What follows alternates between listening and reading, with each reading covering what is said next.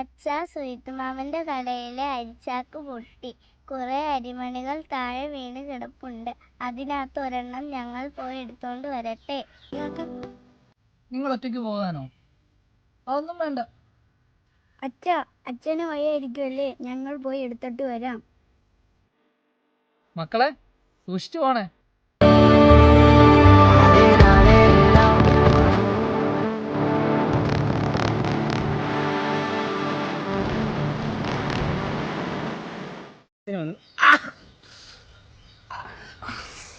എല്ലാത്തിനും ഞാൻ ശരിയാക്കി തരുന്നുണ്ട്. മക്കളെ, മരുന്ന്. അച്ഛാ, ആ മാമ ഞങ്ങളെ കുറെ നേരമായി ചവിട്ടുമായിരുന്നു. അരിമണി പോയാലോ എന്ന് കരുതിയിട്ടാണ് ഞങ്ങൾ കടിച്ചത്.